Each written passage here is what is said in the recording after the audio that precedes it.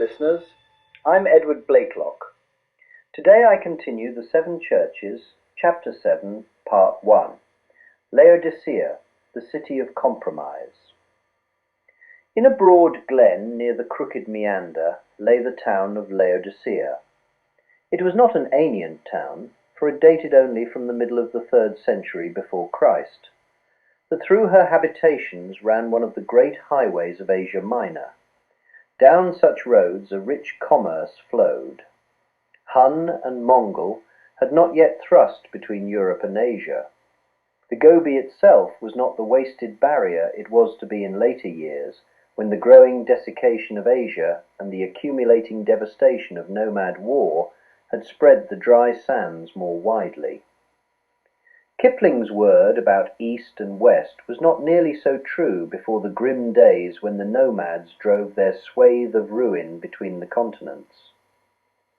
It is therefore a fair assumption that the caravan routes which came down the valleys of Asia Minor had distant termini on the Yellow River, in the Punjab by the China Sea.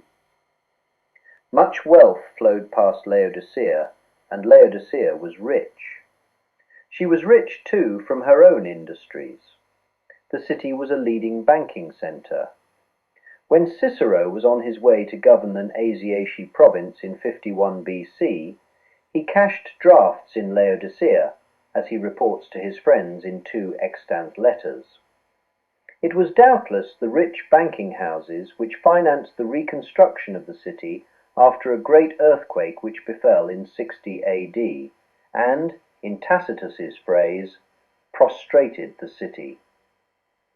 We have noted the lavish relief likely to be given by the Roman Senate in times of such visitation, and the historian notes with surprise that Laodicea rose again by her own resources, with no help from us. They were rich and increased with goods, and had need of nothing. There were sources of wealth more primary than the manipulation of cash and the process of exchange. The valley produced a valuable glossy black wool.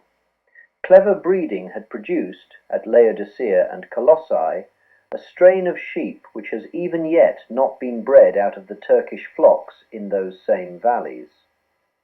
The wool was woven into highly prized black cloth and into carpets.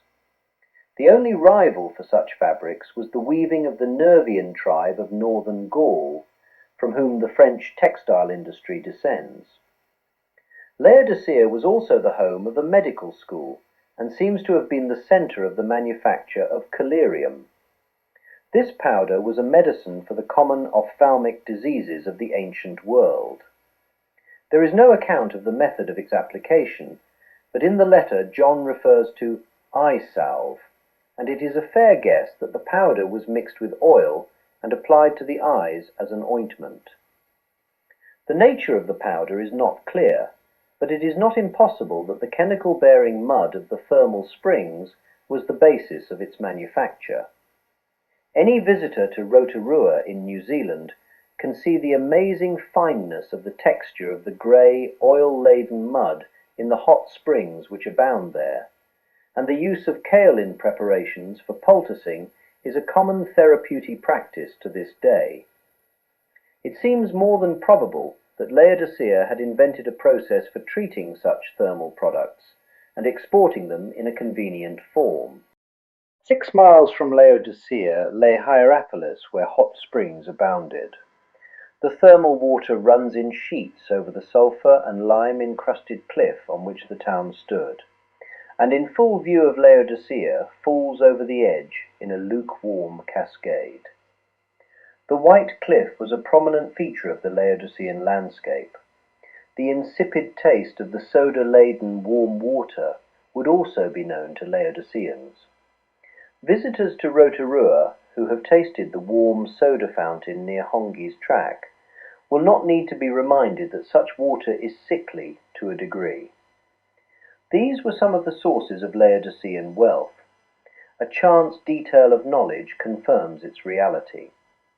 In 62 AD, the governor of Asia refused to allow the contribution which Asiatic Jews sent to Jerusalem annually to leave the country, He seized the amount which the Jewish community in Laodicea sought to remit. It was 20 pounds weight of gold. The amount of this collection, set aside for one purpose only by one alien section of the city populace, is a light on the prosperity of the city as a whole.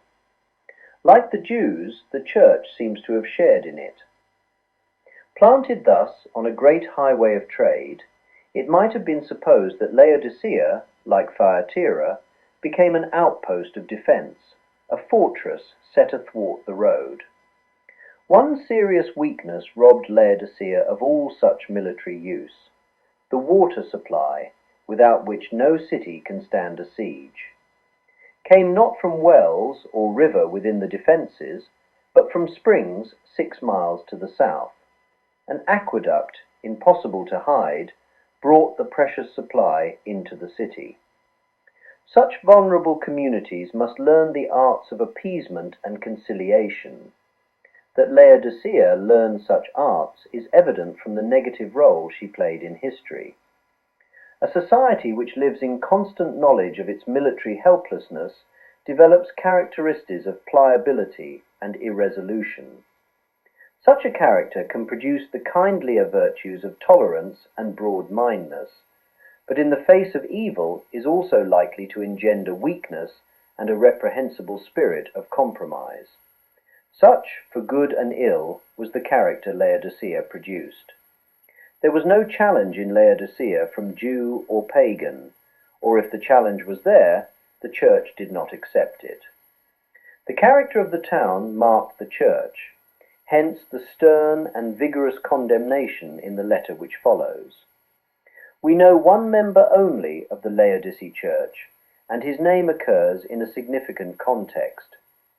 There seems to have been a close ecclesiastical liaison between the neighbouring assemblies of Colossae and Laodicea, and at the end of the letter which Paul sent to the former church, these words occur: "When this letter is read, among cause that it be read also in the church of the Laodiceans, and do also in the same way read the letter from Laodicea.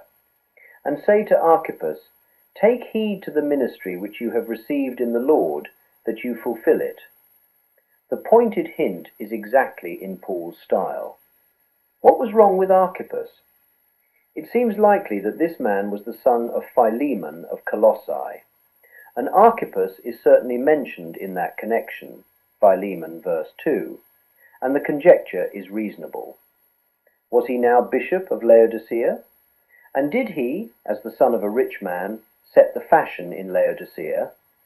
Was he the first of those who, a generation later, found themselves rich and full of wealth and in fancied need of nothing? Thank you for listening. I will see you on my next episode of the E. M. Blakelock, The Seven Churches.